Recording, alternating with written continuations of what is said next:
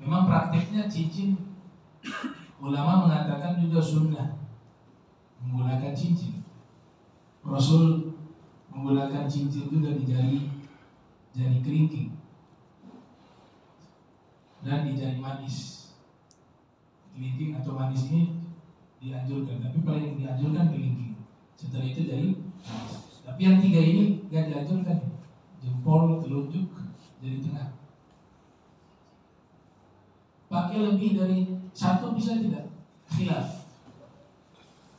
Ada khilaf. Ada yang mengatakan nggak ada masalah. Yang penting di jari yang disunahkan tadi bisa kita pakai 2 cincin, tidak ada masalah. Ada yang mengatakan tidak boleh lebih dari 1 cincin, hanya bisa 1 cincin saja. Ini dikuatkan oleh pendapat para ulama mazhab Maliki. Ya, mereka mengatakan demikian. Dan cincin yang disunahkan bukan cincin emas, haram bagi laki-laki menggunakan cincin emas. Haram. Di hadis Nabi katakan hurrima ala rijali ummati al-zahab wal harir, atau kama qala Rasulullah SAW. Diharamkan bagi laki-laki umatku menggunakan emas dan sutra. Wa uhilla li inathi ummati. Namun dihalalkan bagi wanita dari umatku. Kalau perempuan boleh menggunakan cincin emas, silakan. Kalung emas, silakan. Tapi laki-laki keharamannya mutlak. Walaupun emasnya itu campuran, tapi di situ masih ada emas sekian persen, tetap haram. Kalau perempuan dibolehkan. Kalau sutra di sini tidak mutlak haram. Laki-laki menggunakan sutra itu dibolehkan asalkan campuran bahannya itu bahan selain sutra lebih banyak daripada sutranya. Misalnya ada jenis kain digabung dengan sutra. Jenis kain ini bukan sutra, persentasenya jauh lebih banyak dibanding sutranya, masih bisa. Tapi kalau emas nggak pakai persentase, mau dia sedikit ada emas di situ, cincin, kalung, gelang, apalagi. Walaupun sedikit, bagi laki-laki haram digunakan. Dan keharaman ini juga berlaku di dalam al-awani, perabotan, piring emas, sendok emas, gelas emas. Man akala, kata Rasul fil hadis, siapa yang makan menggunakan piring emas, au syariba, atau dia minum menggunakan gelas emas, maka sungguh jurjira fi batnihi, dia sedang menyalakan api dalam perutnya. Kama qala Rasul sallallahu alaihi wasallam. Jadi cincin itu disebut khatim. Nabi disebut cincinnya para nabi, khatimun nabi. Salah satu ulama besar bernama Al-Hafiz Ibnu Rajab Al-Hambali bahkan menulis kitab khusus tentang masalah cincin. Ya, beliau lahir tahun 736, wafat 795 Hijriah. Judul kitabnya Ahkamul Khawatim, hukum cincin. Di situ kita bisa mengetahui bagaimana pendapat-pendapat para ulama terkait masalah hukum menggunakan cincin. Ada cincin Nabi Sulaiman. Suyuti ceritakan dalam kitab Khosaisul Kubra. Imam Suyuti lahir 849 Hijriah, wafat 911 Hijriah. Di dalam kitab Khosaisul Kubra, cincinnya Nabi Sulaiman itulah yang beliau gunakan dan Allah berikan kemuliaan sir di cincinnya itu sehingga bangsa jin tunduk kepadanya. Dan tulisan dari cincin Nabi Sulaiman itu di situ ada nama Nabi Muhammad sallallahu alaihi wasallam. Ya, Suyuti ceritakan di kitab Khosaisul Kubra, Kifayatul Labib. Cincin yang Nabi miliki juga dapat hadiah dari Raja Ethiopia, Raja Najasyi.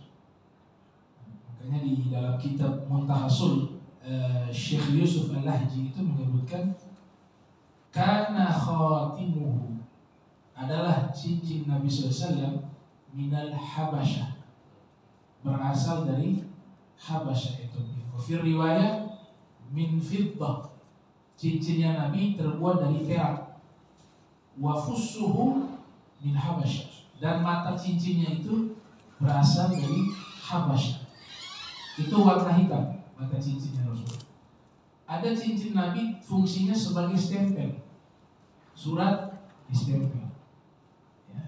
Di situ ada tulisan Allah dan nama Rasulullah, Allah Rasulullah. Itu Nabi gunakan selain sebagai cincin juga sebagai stempel surat. Dan itu diriwayatkan ketika Sulh Hudaybiyah, Nabi stempel pakai cincin. Kebiasaan di zaman itu surat, para raja itu kalau dapat kiriman surat, kalau tidak ada stempel mereka gak terima. Jadi zaman itu penggunaan stempel surat itu sudah berlaku, sudah jadi satu undang-undang internasional di zaman itu. Sehingga Rasulullah selain menggunakan cincinnya beliau itu juga dijadikan stempel. Jadi ada berarti dari ini ada beberapa cincinnya Rasul, ada beberapa. Dan juga tulisan Allah dan Rasulullah itu di cincin yang beliau gunakan stempel juga itu dapat diketahui di dalam riwayat ketika beliau masuk ke toilet selalu melepas cincin. Yang dimaksud cincin yang dilepas itu cincin yang ada tulisan Allah dan Rasulullah. Karena itu simbol, ya, nama yang memiliki simbol kemuliaan, sifatnya simbolik.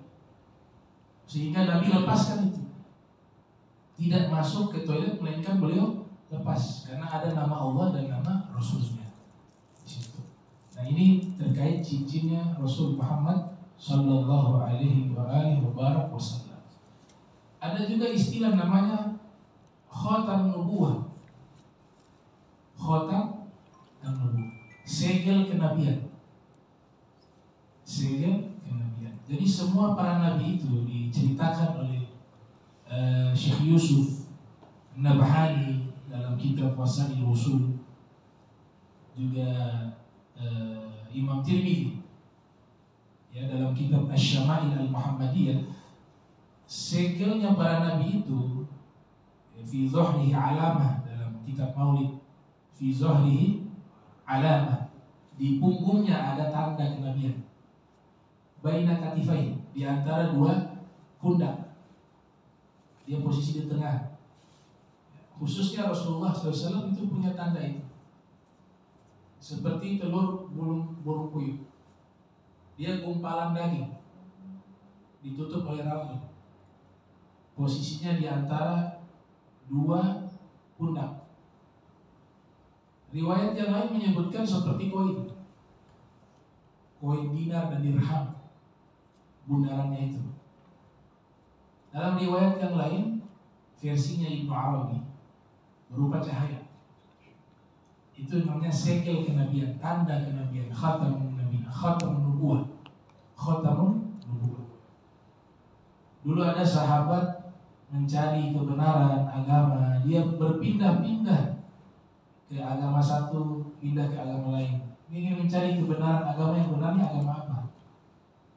Luar biasa proses pencarian agama yang benar. Dia melakukan perjalanan yang sangat jauh dari Persia sampai ke Madinah, yaitu Salman Al-Farisi. Singkat daripada cerita, guru terakhir yang beliau belajar itu pendeta Islam. Tapi pendeta ini pendeta yang masih mutamasikan bil kitab as-sahih, masih berpegang dengan kitab Injil yang masih murni, masih asli. Sehingga pendeta ini dijadikan guru oleh Salman Al-Farisi sebelum masuk Islam. Dia belajar, dan pendeta ini baik, akhlaknya baik, pengamalan agamanya baik, orangnya soleh. Sampai akhirnya pendeta ini meninggal. Sebelum wafat, dia memberikan wasiat kepada Salman Al-Farisi. Dia mengatakan nanti akan muncul Nabi di Tihama, di wilayah Tihama, di Makkah. Tidak lama lagi dia akan muncul. Saya mau meninggal, mungkin saya ini setelah ini akan wafat dalam keadaan sekarang. Maka saya pesankan kepadamu, carilah Nabi tersebut, beriman kepadanya. Dia tinggal nanti lahir di kota Makkah dan akan hijrah di satu tempat yang penuh dengan kebun, Yathrib. Kemudian Salman Al-Farisi meminta tanda-tanda bahwa itu adalah Nabi. Maka pendeta itu mengatakan ada 3 tanda utama. Yang pertama, Nabi ini tidak menerima sedekah. Dia tidak menerima sedekah, apalagi zakat. Tapi kalau hadiah, beliau terima. La yaqbalu sadaqah wala zakah, walakin yaqbal al-hadiah. Walakin yaqbal al-hadiah. Sedekah, zakat dia tidak terima, tapi kalau hadiah dia terima. Itu tanda kedua. Tanda pertama, tidak pernah menerima sedekah, tidak pernah menerima zakat. Tanda kedua, menerima hadiah. Dan tanda ketiga, ada segel kenabian di punggungnya. Fi zuhrihi alamah. Fi zuhrihi alamah. Ini Salman Al-Farisi singkat cerita berangkat jadi budak, diperjualbelikan jadi budak sampai tiba di Madinah. Jadi beliau tiba terlebih dahulu, Nabi belum hijrah. Dapat informasi, tuannya perintahkan dia panen korma, buah korma, lagi naik di pohon. Dia lihat dari kejauhan itu ramai orang sedang berkumpul. Ditanya itu, ada apa itu? Dalam hatinya dia bertanya, lagi kumpul di situ sedang ngapain? Tiba-tiba tuannya datang. Tuannya mengatakan, itu lagi ramai di sana. Itu lagi menyambut katanya ngaku seorang nabi. Karena tuannya orang Yahudi. Yang datang nih katanya ngaku sebagai seorang nabi. Wah, Salman Al-Farisi turun dari pohon, minta izin sama tuannya, meminta beberapa kurma, dikasih sama tuannya. Tiba Rasulullah, Salman Al-Farisi memberikan kepada Nabi kurma dan mengatakan, ini kurma saya sedekahkan buatmu. Tujuannya mau observasi, mau tes, benar tidak? Kalau seandainya sedekah itu dimakan oleh Nabi, berarti tanda pertama ini gugur. Berarti bukan Nabi. Maka Salman Al-Farisi mengatakan, ini saya berikan kepadamu sedekah. Nabi terima. Dia perhatikan, ternyata Rasulullah membagikan semua itu ke sahabat. Dan satu butir pun Nabi tidak makan. Oh, berarti tanda pertama sudah terbukti benar.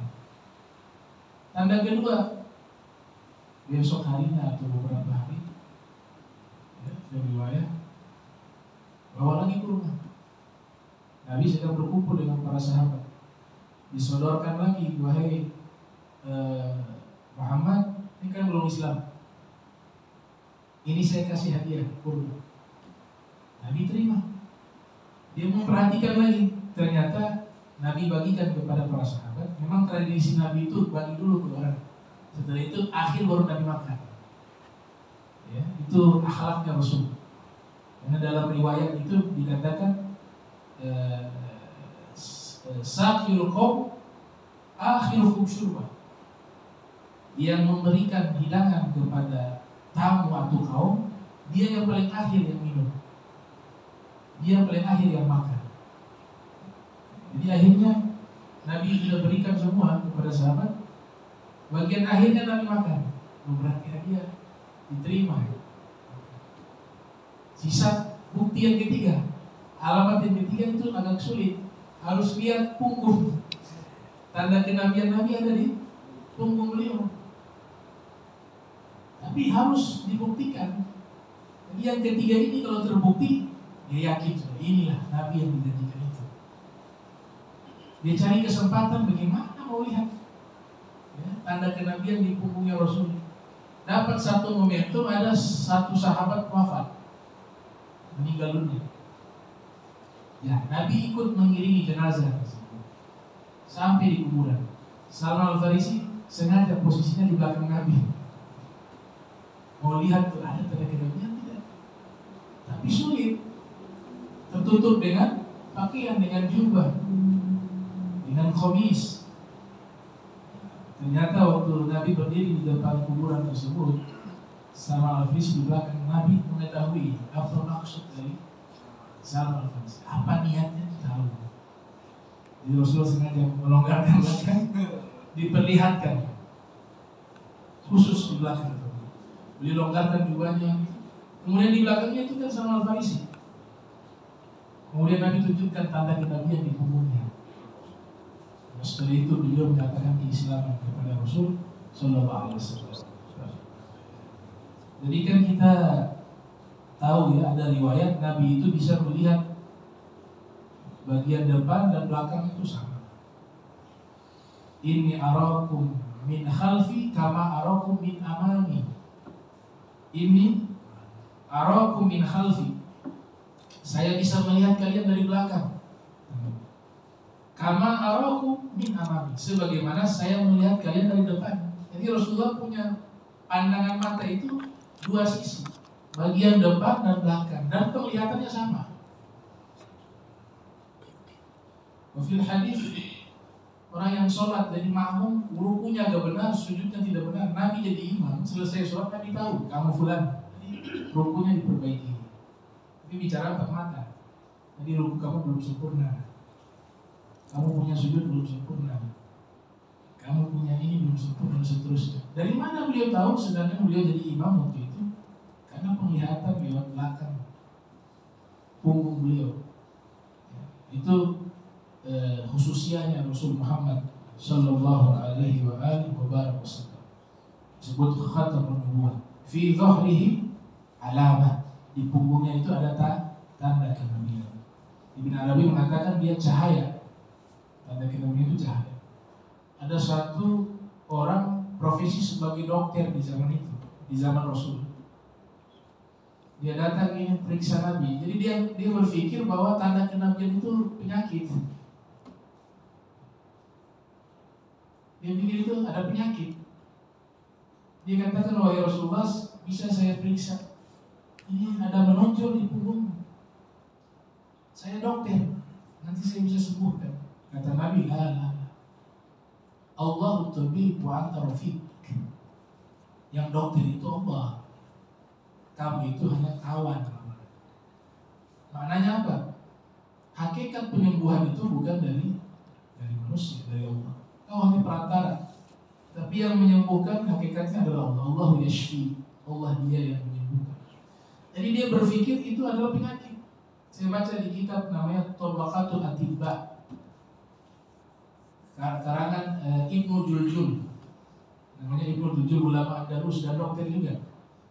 Tabaqatul Atibba, membahas tentang manaqib, tarajum, biografi para dokter-dokter yang ada di zaman itu dan juga di zaman Rasul SAW. Diperiksa punggungnya Nabi, ini ada benjolan. Dipikirnya itu penyakit. Rasul katakan itu tidak ada, itu segel kenabian. Segel kenabian. Namanya khatamun nubuwah. Khatamun nubuwah. Kalau khatamun nabiyyin penutup para nabi. Kalau khatamun nubuwah segelnya para nabi. Tanda, alamat. Ibnu Arabi mengatakan itu cahaya. Dia segel, dia gumpalan daging tapi mengeluarkan cahaya. Ya, orang bisa melihat itu. Orang-orang tertentu bisa melihat itu bukan sembarangan segel itu. Tapi dia ada cahaya. Itu namanya khatamun nubuwah. Segel para nabi. Wal khatam ala syai' wa tabu alaihi hatta la yadkhuluhu syai'un wa minhu khatmul kitab. Khatmul kitab.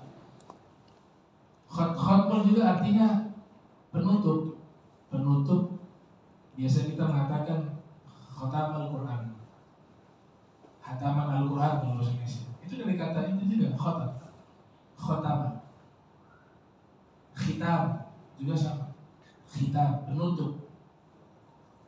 Dan makna ini hampir sama dengan firman Allah, gisyawatun.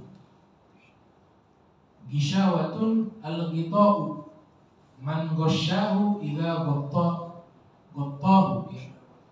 Wa minhu al-ghasyiyah. Jadi dikatakan di dalam surat Al-Baqarah ini fi qulubihim gishawah. Dalam hati mereka itu ada gishawah, penutup. Itu maknanya penutup sama. Hari kiamat juga disebut dari kata itu, al-ghasyiyah. Kenapa hari kiamat disebut dari kata penutup? Wahiyal qiyamah li'anna, ya, karena dia menutup manusia dengan hal-hal yang mencekam.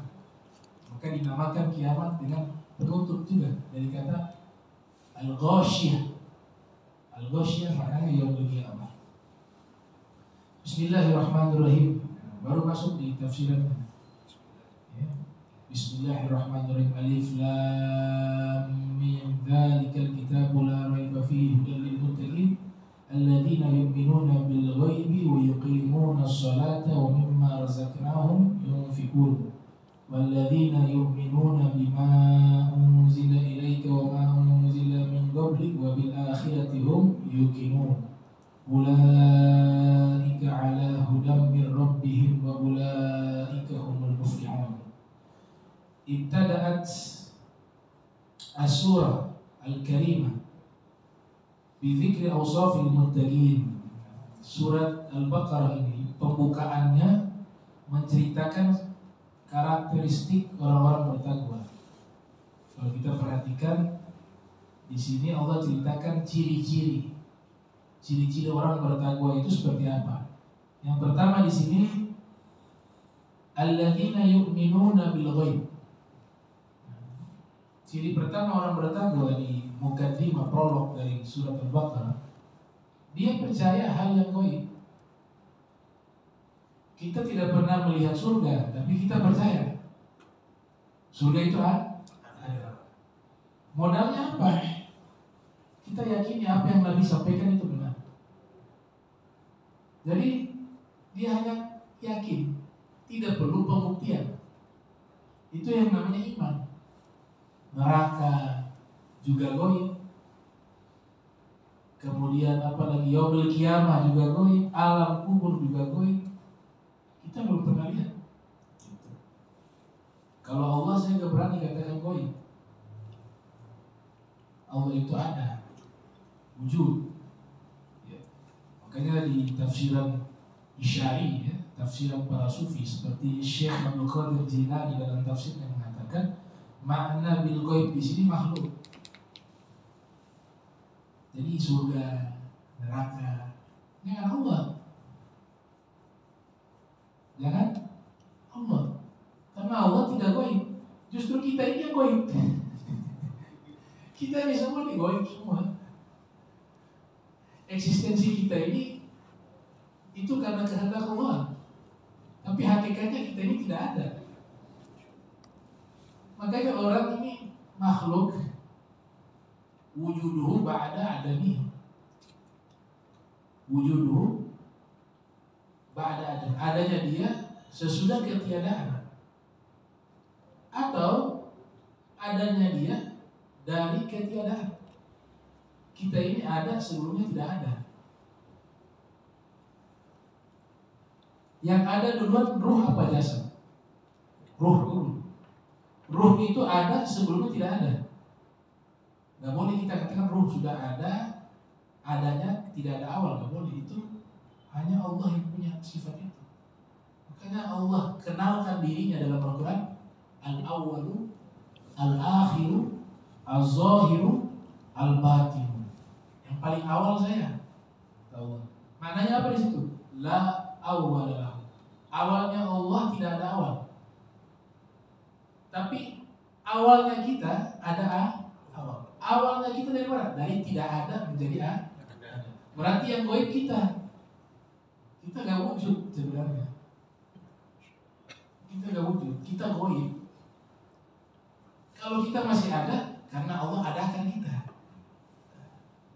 Maka ayat ini dihindari oleh golongan para asfiya. Mereka mengatakan Allah itu ada, yang gaib di sini makhluk. Jadi dimaksud di sini berbicara surga, neraka. alam kubur, bukan berbicara Allah. Karena ada yang menerjemahkan Allah, diartikan secara apa? Diartikan secara letterlek, karena Allah tidak dilihat. Siapa katakan Allah tidak bisa dilihat? Buktinya dalam hadis di yaumil qiyamah dilihat oleh orang beriman. Bukan Allah tidak bisa dilihat, bukan Allah tidak ada, tapi kita yang tidak mampu melihat. Kita yang tidak mampu melihat. Allah yang ada, karena kita goib. Goib mau melihat yang wujud gak bisa. Jadilah perdebatan di kalangan para ulama di akhirat nanti, waktu di dalam surga, kenikmatan surga yang tertinggi adalah melihat Allah. Ibnu Nuhas menulis kitab khusus tentang masalah ru'yatullah, melihat Allah. Kesepakatan ulama di dunia gak ada yang bisa melihat Allah di saat dia hidup, kecuali Rasulullah waktu Mi'raj. Tapi di surga mereka mengatakan salah satu nikmat terbesar melihat Allah. Wa ziyadah, dalam Al-Quran ada tambahan nikmat, wa ziyadah itu adalah melihat Allah. Muncul pertanyaan, apakah kita melihat Allah pada waktu itu menggunakan mata yang kita gunakan di dunia ini? Ataukah Allah menciptakan mata versi baru yang jangkauannya mampu melihat Allah? Nah, di sini terjadi perbedaan pendapat. Saya secara pribadi cenderung ke pendapat yang mengatakan Allah menciptakan mata baru kita. Frekuensinya yang kita gunakan di dunia ini gak akan bisa nyambung dengan frekuensi melihat Allah. Sehingga Allah ciptakan mata yang lebih canggih lagi di surga, yang frekuensinya itu Allah Ta'ala bisa jadikan terhubung sehingga bisa melihat Allah Ta'ala. Berarti Allah itu mata kita saja yang goib ini. Wajibul wujud, wajib adanya. Tapi kalau baca kitab tafsir biasa ya dijelaskan begitu. Kita baca yang versi isyari. Versi isyari dalam masalah melihat Allah, pembahasannya bahwa Allah itu ada tapi kita yang tidak mampu melihat. Pendapat ketiga mengatakan melihat dengan mata hati.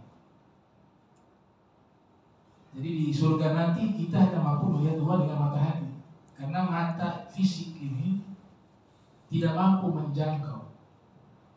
Tapi mata hati itulah yang mampu menjangkau.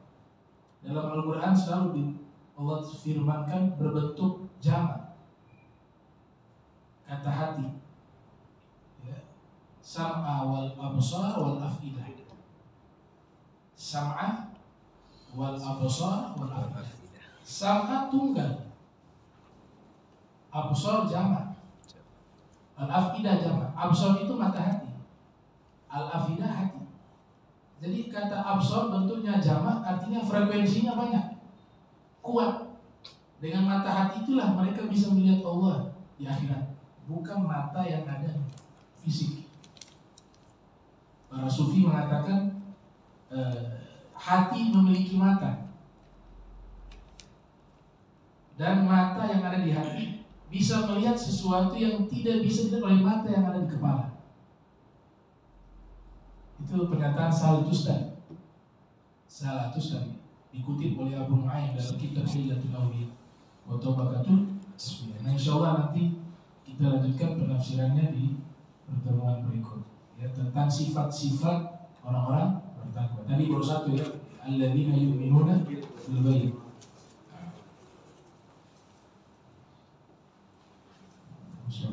Mungkin sebelum pertanyaan di online ada yang mau tanya dulu dari musola tadi, siapa?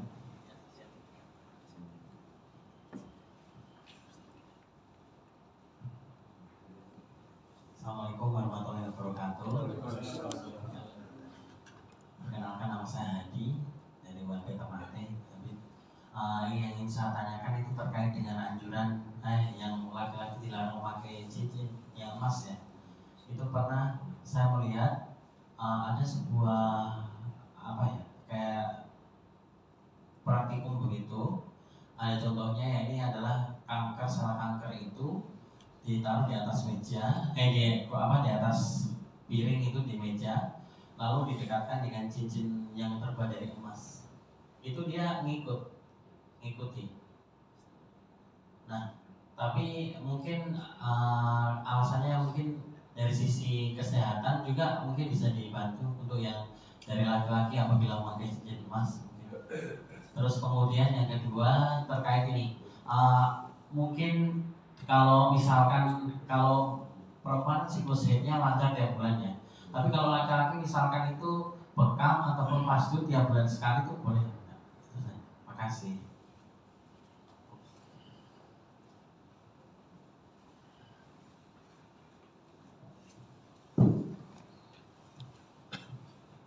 Mungkin maksudnya secara medis Ya, bagaimana ya? Apakah ada efek buruk bagi laki-laki? Nah, memang sudah diteliti, sudah diriset di dunia medis bahwa laki-laki ketika menggunakan emas itu ada mengandung zat kimia yang di situ ada racun. Dia akan tembus sampai ke pori-pori, masuk ke pembuluh darah. Salah satu dampak kalau digunakan jangka panjang itu sudah diriset di dunia medis, khusus laki-laki itu akan mengakibatkan penyakit yang disebut lemah akal. Lama-kelamaan jadi idiot. Dan itu sudah terbukti secara medis. Sudah terbukti secara medis. Digunakan jangka panjang. Dikecualikan bagi laki-laki untuk pengobatan. Boleh. Di zaman Nabi itu ada satu sahabat digigit sama anjing, hidungnya digigit sama anjing. Dia berobat pakai perak, tidak sembuh, tambah parah infeksi. Pakai obat ini infeksi. Jadi sudah coba berbagai macam obat. Ini dagingnya busuk di hidung. Akhirnya ada yang mengusulkan pakai emas. Ternyata pakai emas sembuh.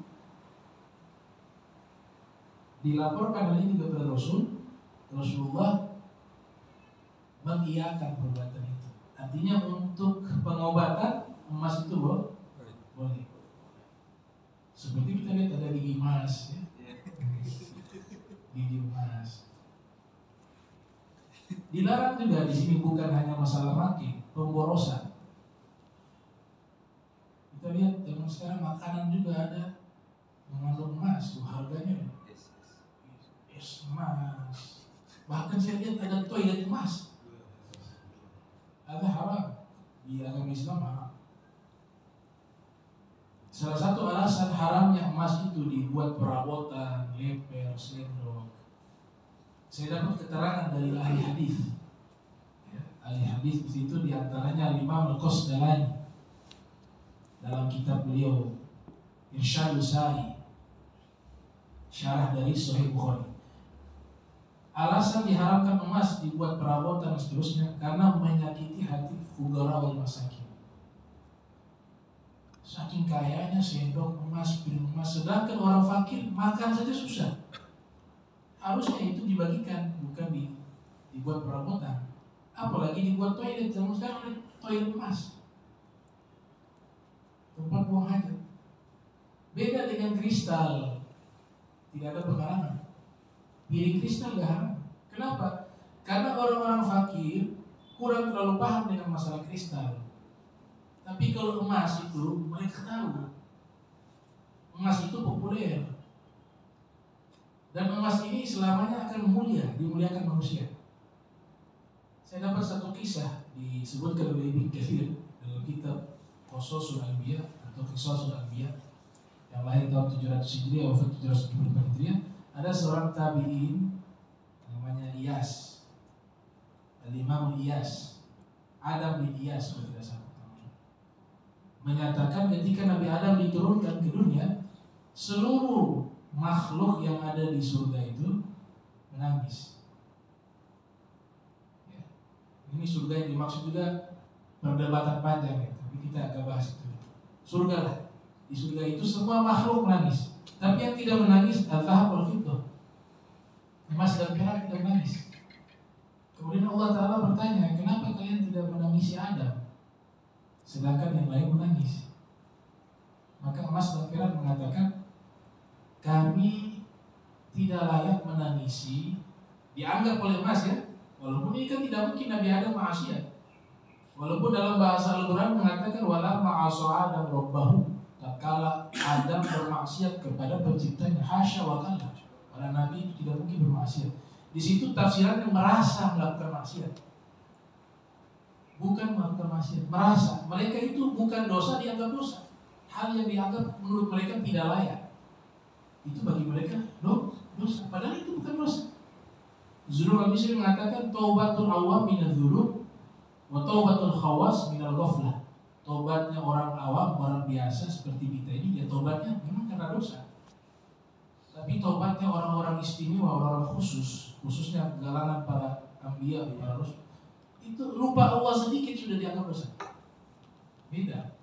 Jadi dianggap dosa. Nah, ini emas mungkin beranggapan begitu. Ngapain kita tangisi manusia yang engkau sudah larang jangan dekati ini pohon, tapi dia melanggarnya.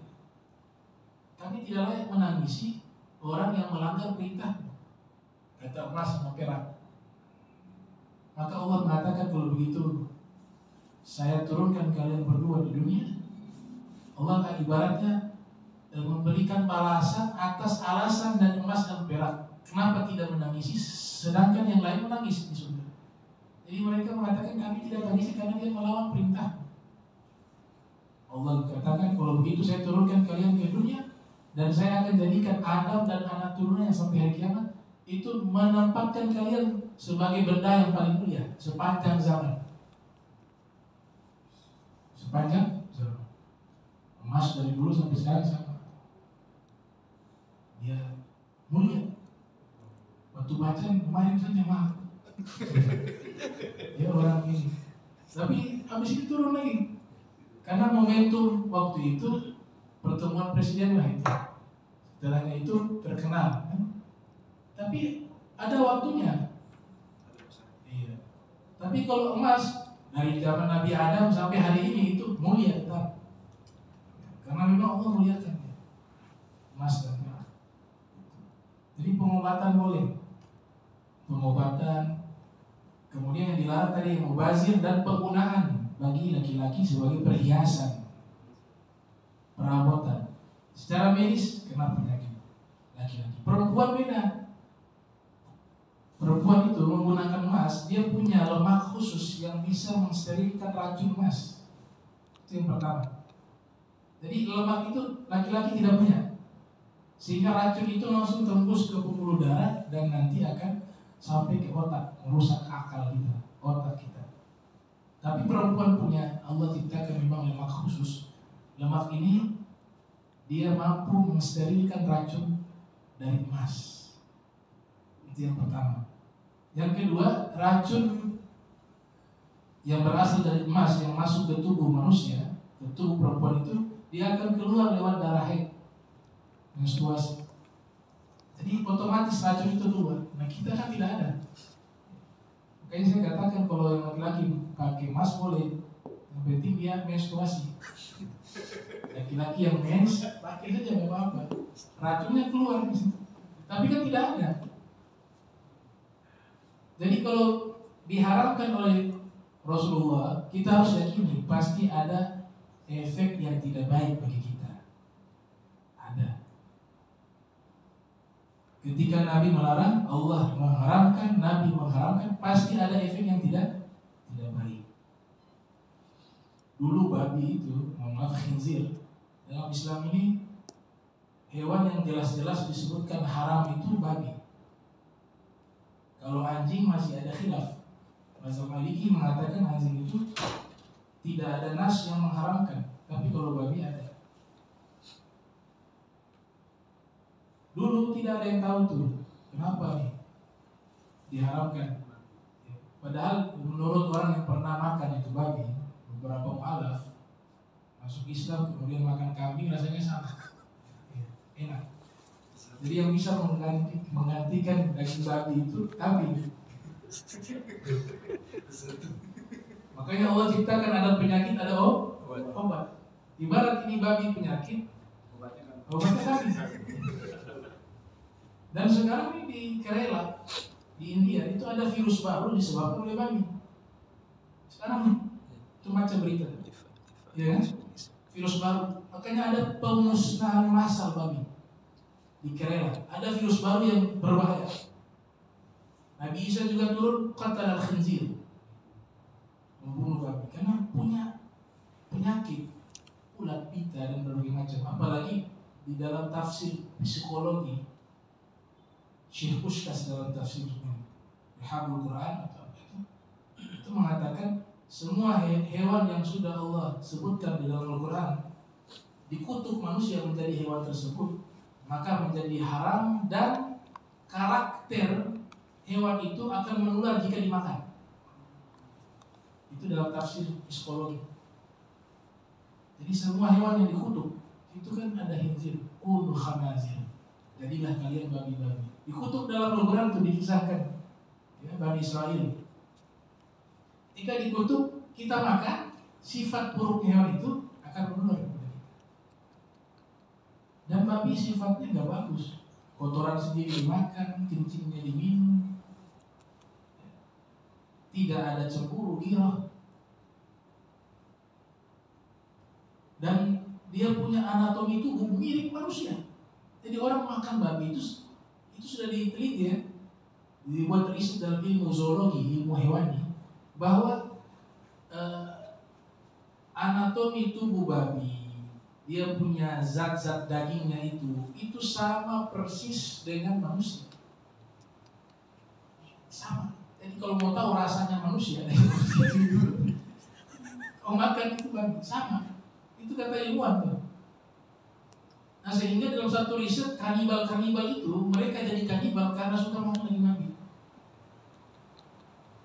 Ketika babi tidak ada di suku Amazon, ada beberapa suku kanibal di situ. Mereka makan manusia karena sudah terbiasa makan babi. Babinya tidak ada yang bisa menggantikan rasa daging babi itu bagi manusia.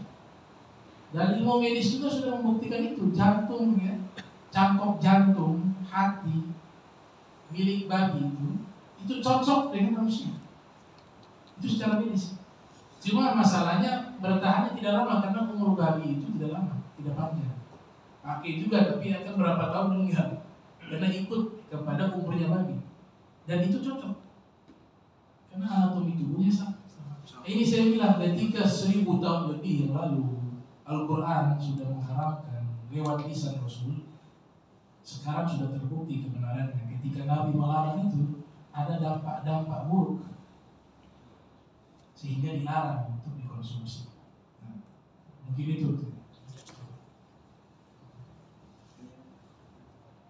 Yang pas dulu sama bekam. Oh, bekam.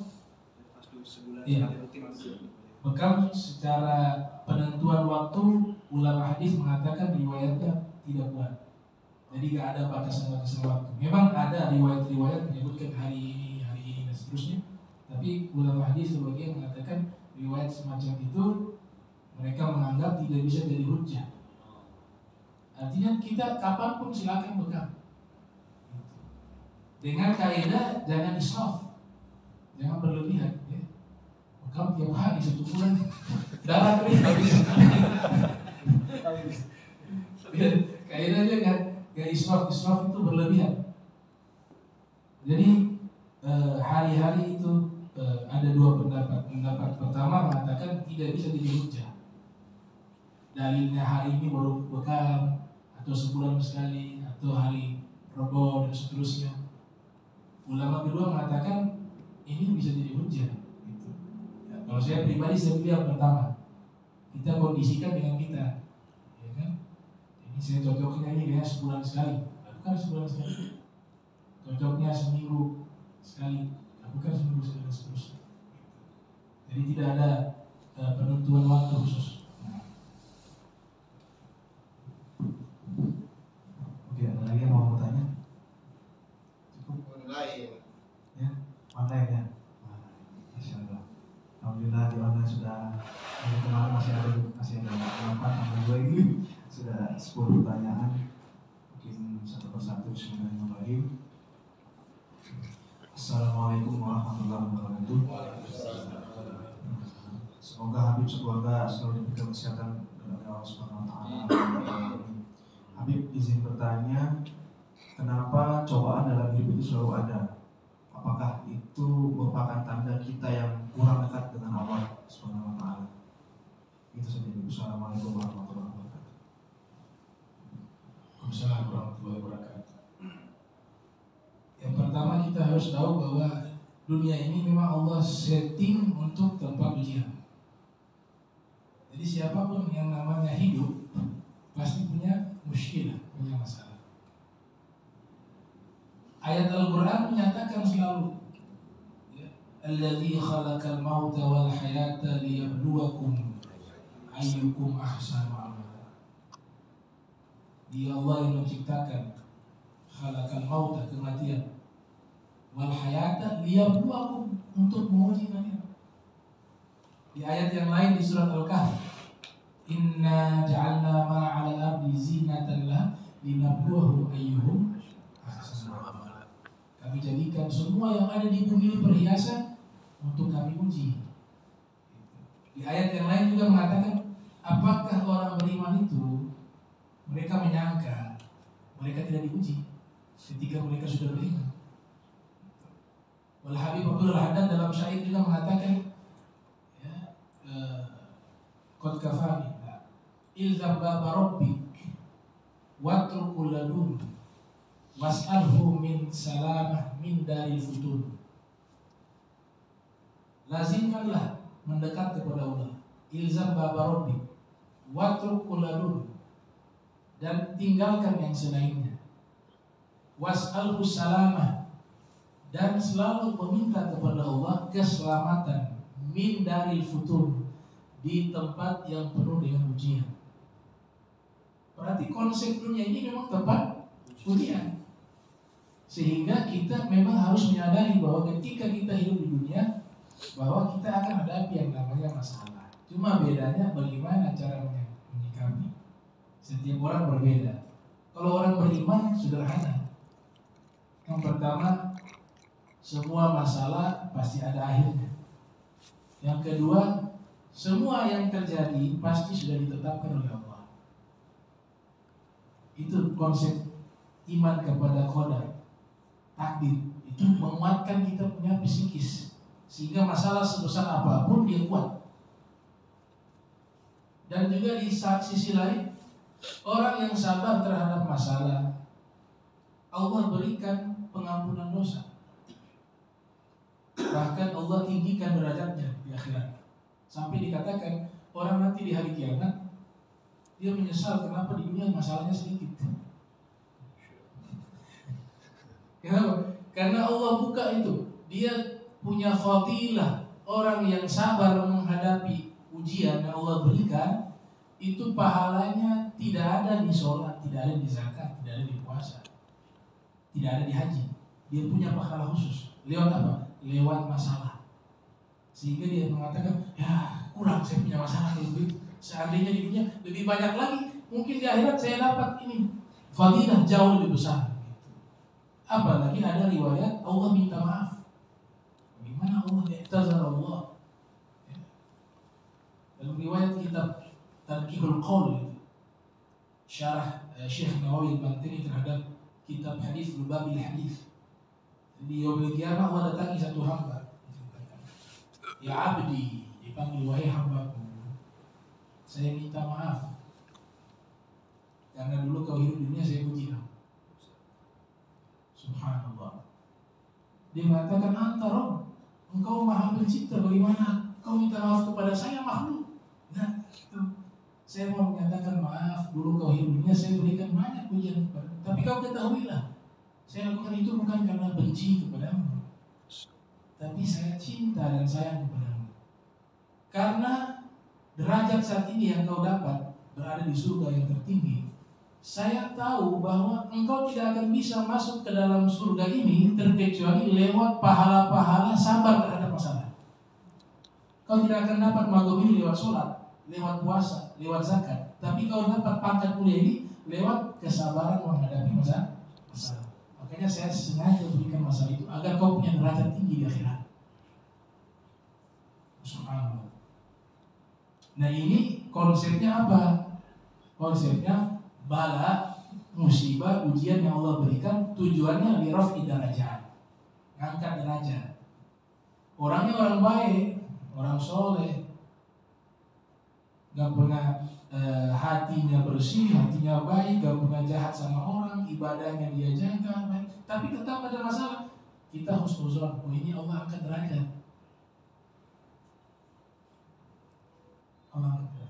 Atau yang kedua, tujuannya menghapus dosa. Dengan kesabaran dari masalah, dari ujian, niatnya Allah menghapus kafaratul dzunub. Dan dosa ini tidak bisa dihapus kecuali lewat pasangan. Makanya Allah berikan masalah. Tapi kita harus tahu orang ini orang yang taat. Orang yang taat. Ada yang memang dikasih teguran, dikasih masalah, memang orangnya kurang ajar. Sama Allah dia tidak pernah sebut, tidak pernah dia laksanakan perintah Allah, perbuatan jahat yang dilakukan seterusnya. Itu bukan dalam rangka mengangkat derajat dan dalam rangka menghapus dosa, memang ukubah, dikasih sanksi. Jadi kita bisa mengukur diri kita. Saya ini dikasih ujian ini, oh ternyata saya banyak kurangnya, saya harus perbaiki. Ini bukan angkat derajat nih. Ini bukan menghapus dosa, memang Allah tegur sama saya kurang aja, diperbaiki begitu. Para aulia, para solihin lebih cenderung melihat selalu ukubah. Ada orang besar itu merasa dirinya suci. Jadi saking hebatnya mereka, semua ujian mereka jadikan bahan introspeksi, muhasabah. Gak GR, oh saya ini ujian kayaknya. Saya punya mabuk sudah tinggi, wah ini sudah dengan sebab ujub.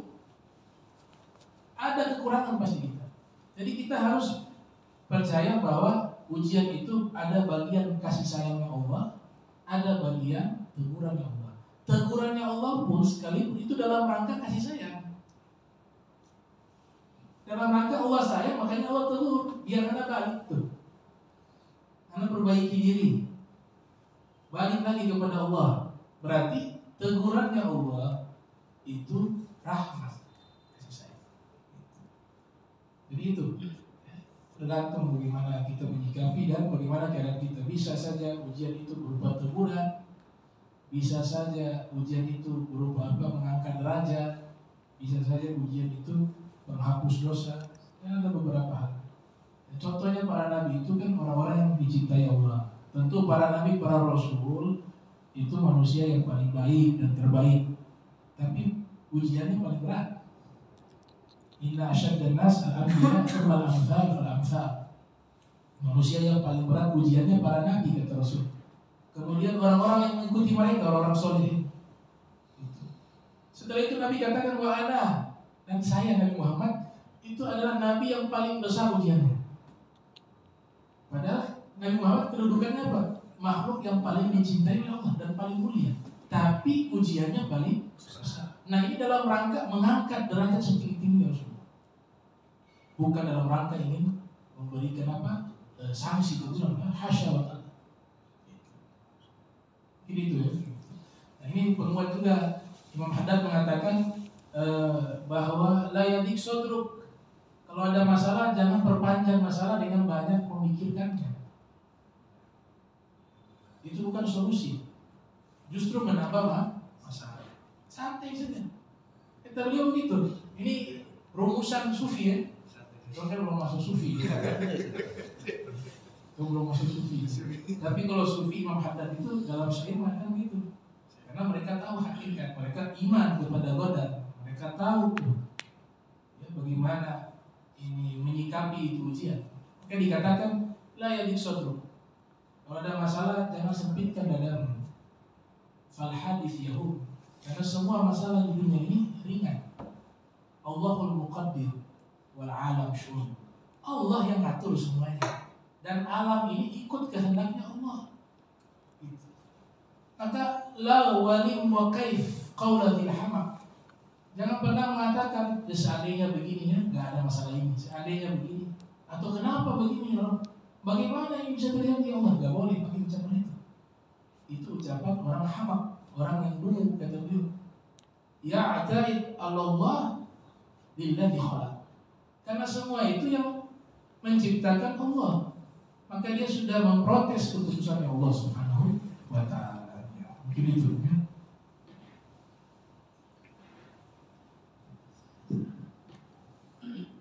Mungkin yang terakhir ini, pertanyaan terakhir. Ini yang di online terkait yang sedang viral di Assalamualaikum warahmatullahi wabarakatuh. Terkait ada suatu kajian dan tesis untuk menguji nasabnya Nabi yang sempat viral yang di Banten itu, bagaimana tanggapan itu? Itu saja, terima kasih. Yang pertama, saya pernah bahas khusus yang disuruh oleh guru saya menjelaskan itu, dan juga sudah dibantah oleh beberapa para ulama, para kiai. Tapi yang terpenting sebenarnya begini, kita di dalam agama Islam disuruh menghormati semuanya. Semua wajib kita hormati, sesama muslim wajib menghormati. Bahkan yang di luar agama Islam, kita diperintahkan memuliakan mereka. Walaqad karramna bani Adam. Ini substansinya dulu deh. Substansi ajaran Islam yang benar mengajar apa? Orang saling menghormati. Mau dia habib, mau dia kiai, mau dia gus, mau dia tukang beca, mau dia pejabat, semua manusia, mau dia muslim, mau dia kafir, selama dia baik, kita hormati. Nabi katakan, laisa minna man lam yarham shaghirana wa yuwaqqir kabirana. Bukan golongan kami, kata Rasul, yang tidak punya kasih sayang sama anak kecil, atau golongan orang-orang kecil dan tidak menghormati orang-orang yang besar. Besar di sini mungkin dari sisi ilmu, besar di sini juga dari sisi apa? Umur. Berarti konsepnya apa? Kasih sayang, menghormati. Man lam yarham la yurham. Ini yang paling substansi dulu nih. Ini kan gambar-gambar jadinya apa? Disuruh menghinakan, bukan menghormati. Berarti ajaran ini sudah menyimpang. Tujuan awalnya untuk menggiring orang untuk membenci. Sedangkan agama kita memerintahkan untuk saling mencintai sesama muslim dan saling menghormati. Itu poin pertama. Karena sekarang keluar dari substansi, semua atas nama kiai, nama ulama ini, tapi prakteknya substansi ajaran Islamnya ditinggal. Persatuan itu perintah Al-Quran. Bercerai-berai haram, dilarang oleh Allah. Yang terjadi sekarang cerai-berai.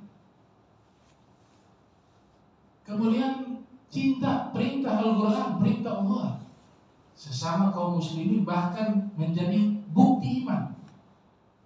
Bukti la yu'minu ahadukum hatta yuhibba li akhihi ma yuhibbu li nafsihi. Hilang. Tidak sempurna iman seorang di antara kalian hingga dia mencintai saudaranya sama seperti dia mencintai dirinya. Ini sesama saudara, saling cinta. Kenapa diajak bercerai-berai?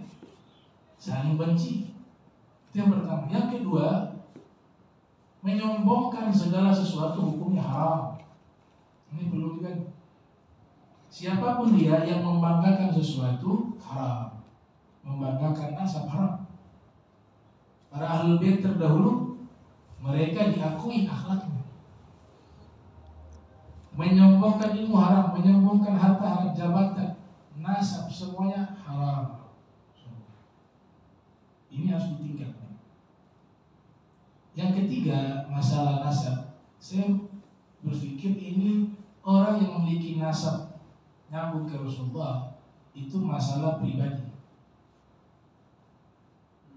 Masalah pribadi.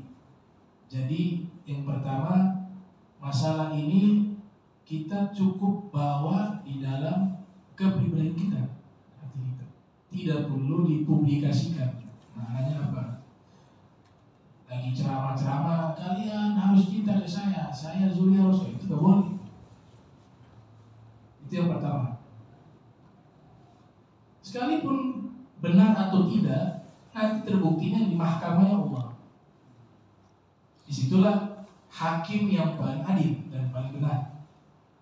Ahkamul hakimin. Poin yang berikut, ada ancaman khusus bagi orang yang membenci ahlul bait. Makanya ada yang mengatakan lebih baik salah mencintai daripada salah membenci. Seandainya kalian nih cinta kepada Ahlul Bait para habaib, karena dasar apa? Mereka punya darah Rasulullah. Tahu-taunya salah. Salahnya kalian dapat pahala. Karena apa? Sudah prasangka baik, sudah husnuzon, dan tidak rugi. Gitu. Habaib juga seandainya salah, mengatakan kami punya nasab nih, ada syajarah, ada kantor Robito Alawiyah dan seterusnya. Saya mau posisikan netral di sini ya. Diajak berpikir, punya itu syajarah, pohon nasab dan seterusnya sampai ke Rasul lewat jalur Imam Husain dan Imam Hasan. Ternyata habaib itu informasi yang di atas misalnya ada yang terputus, mungkin ada oknum yang sengaja merusak, bukan dari habaibnya. Ya. Seandainya terputus, mereka tidak berdosa, karena kan mereka tidak tahu. Yang mereka itu turun-temurun. Paham ya? Tapi kalau membenci itu salah, fatal. Kalau ini habaib benar-benar juri Rasul, habis selesai. Habis. Betul tidak? Ini saya ajak nih, kita sudah dewasa, apalagi atas nama ulama. Malu. Hal yang seperti ini dijadikan perdebatan, ya, dijadikan masalah. Malu. Kalau kita membenci tahu-tahu benar dia zuriat, saya katakan celaka. Kenapa? Karena dalam hadis sangat banyak Nabi katakan iman tidak akan masuk ke dalam hati orang yang membenci keluargaku. Ancaman berikut, seandainya ada seorang dia naik haji, hajinya mabrur, dalam keadaan sholat, dalam keadaan puasa, di depan Ka'bah, di Multazam, kemudian meninggal dalam keadaan sujud, ditambahkan oleh para ulama, ya, sudah meninggal dalam haji, puasa, sholat, di depan Ka'bah, sujud, wafat, tapi dalam hatinya ada kebencian kepada Ahlul Bait, kata Rasul, dakhalan nar, orang ini masuk neraka. Makanya kalau membencinya salah, fatal. Ya kan? Kenapa gak pilih yang husnuzon? Kemudian yang terakhir, masalah nasab ini, kantor internasional yang ada di luar negeri sana, di Irak, ada di Jordan, ada di Mesir, ada. Itu terdata turun-temurun, bukan baru. Jadi habaib punya nasab itu ditulis oleh para ulama, bukan hanya di Hadramaut, tapi di luar Hadramaut juga, di luar Yaman. Sampai sekarang kantor-kantornya itu masih menulis dan mengakui semuanya. Itu yang resmi. Belum lagi ulama nasab. Ulama-ulama nasab juga menulis. Kalau kitab yang sezaman harus ada, kita sekarang berpikir, yang pertama dalam undang-undang ilmu nasab tidak ada aturan harus kitab sezaman mencatat nasab itu baru diakui nasabnya, tidak. Tapi orang-orang yang setelahnya itu, mereka ketika menetapkan ini nasab adalah nasab yang bersambung kepada Nabi, kita menggunakan kaidah ahli hadis bahwa periwayat-periwayat ini ulama semua yang terpercaya, tidak mungkin berbohong. Tadi kaitannya dengan masalah apa? Iman. Kalau dalam ilmu kalam iman, kalau dalam masalah ilmu hadis para rawi yang fiqh diakui semua ulama yang fiqh.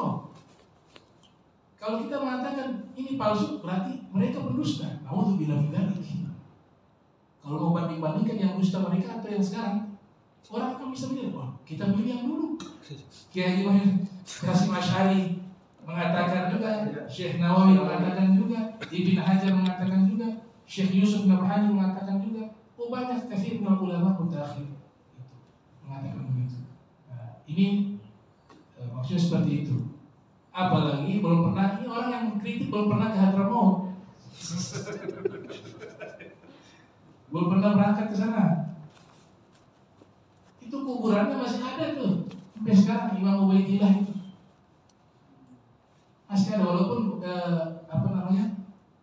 Faesa itu kalau bilang ya, ya batu nisannya sudah direnov karena begitu lama masa batu nisan lama itu patah,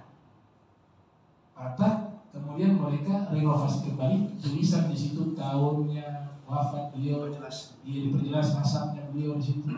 Tapi diambil tulisannya dari batu nisan yang lama. Dan satu Yaman ketahui itu syuhroh, terkenal bahwa itu makamnya Ubaidillah bin Ahmad al-Muhajir, satu Yaman. Mesir juga begitu, Syam juga begitu, Irak juga begitu. Tahu-tahu ini muncul ziarah kuburan belum, datang ke sana belum. Nah, jadi seperti itu. Jadi hati-hati, ini mungkin kata-kata yang paling bijak tadi. Lebih baik salah mencintai dibanding salah membenci. Itu saja sih. Assalamualaikum warahmatullahi wabarakatuh.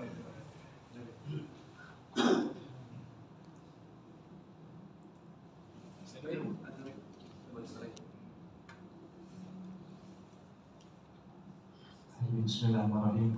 Assalamualaikum warahmatullahi wabarakatuh. Habib, apakah yang dimaksud dengan warok di dalam Quran dijelaskan sangat banyak terkait kata itu. Terima kasih. Assalamualaikum warahmatullahi wabarakatuh. Apa yang dimaksud dengan warok? Saya baca di satu kitab tasawuf ya, Ar-Risalah Al-Kusyairiyah.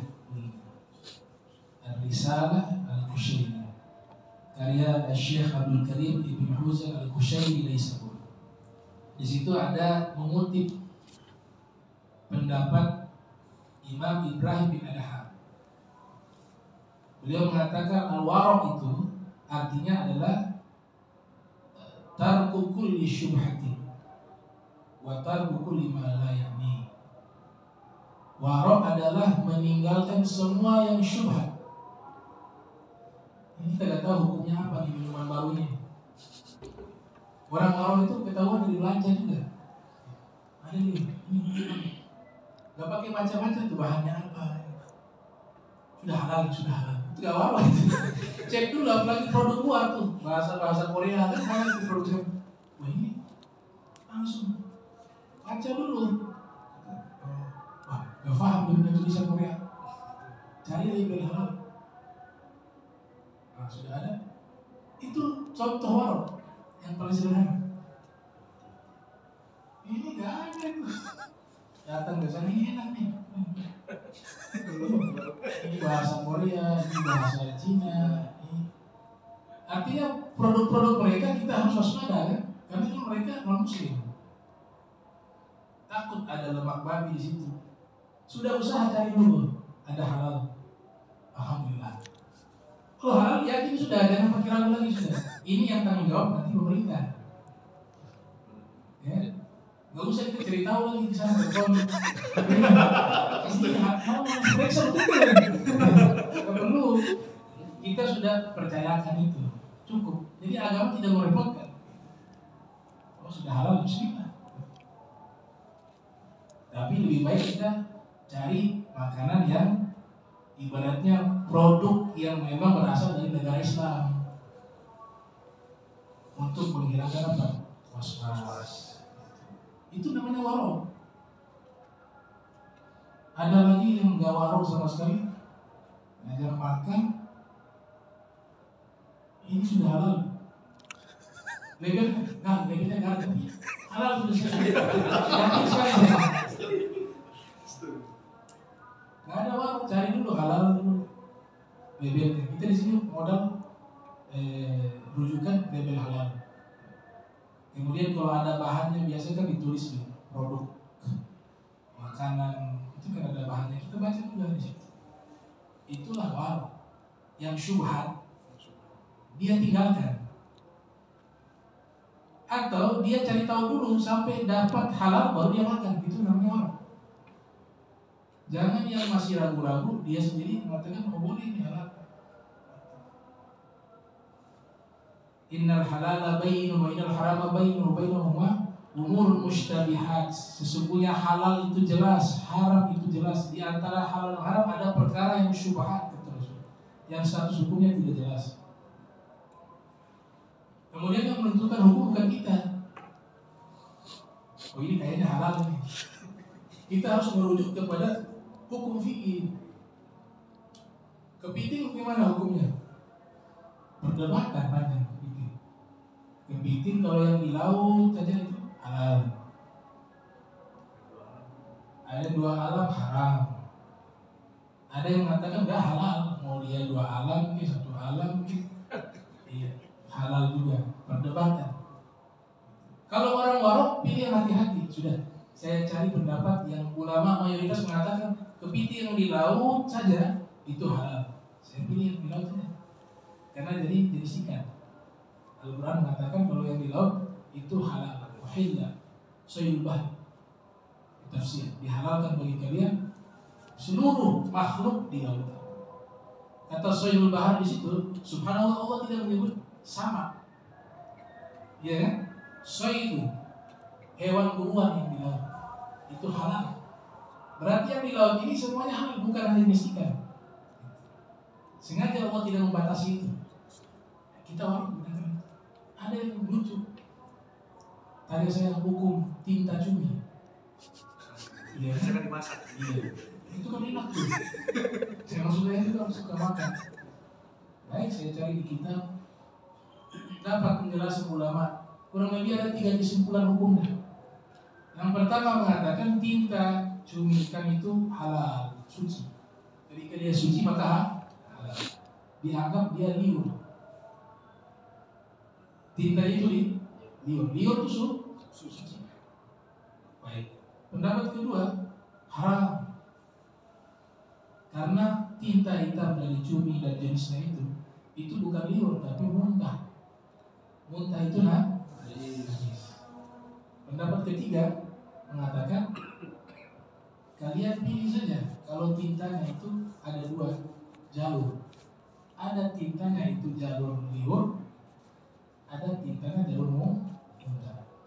Kalau yang tinta yang itu keluar, yang di perut sudah dibersihkan, kemudian masih ada tinta di bagian mulut, maka itu liur, maka halal. Tapi kalau mengambil dari bagian dalam perutnya, itu muntah. Dan dikasih komentar di situ. Kalau kalian mau makan, kalian bedakan saja. Ya, oh ini tinta liur, tinta muntah. Kalau liur halal, kalau muntah. Pertanyaannya, kita bedakan bagaimana? Tinta itu ya itu tidak. Kita nggak bisa bedakan mana tintanya. Beda kalau manusia atau yang hewan lain kan. Ludah dengan muntah ada beda. Ini ludah nih, ini muntah. Tapi kalau cumi muntah dengan cumi buang ludah itu sama. Sama. Gimana kalau orang warok?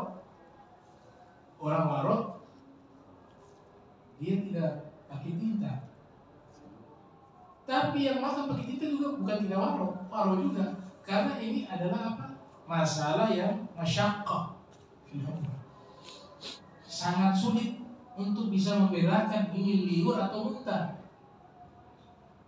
Dan secara medis tidak ada efek buruk bagi kita. Tinta itu penelitian, tinta cumi tidak ada efek penyakit. Maka kita kembali ke hukum asal. Makanlah sesuatu yang halal dan baik. Boleh begitu. Kemudian yang warok kedua, meninggalkan hal yang tidak bermanfaat. Nah, 2 hal itu, hal yang tidak bermanfaat dia tinggalkan. Yang dilakukan di aktivitas hidupnya semuanya itu berkualitas, bermutu. Umurnya itu diisi dengan kebaikan-kebaikan. Ini namanya warok. Itu definisi dari Ibrahim bin Adham. Bismillahirrahmanirrahim. Allahumma salli wa sallim ala Muhammad. Allahumma jama'na hadha jama'an marhuma, tafarraqan wa tafarruqan ma'zuma. ولا تجعل منا ولا منا شيئا محروما سبحانك وبحمدك استغفرك واتوب اليك وصلى الله على محمد وعلى اله وصحبه وسلم وعلى منكم. Wassalamualaikum warahmatullahi wabarakatuh.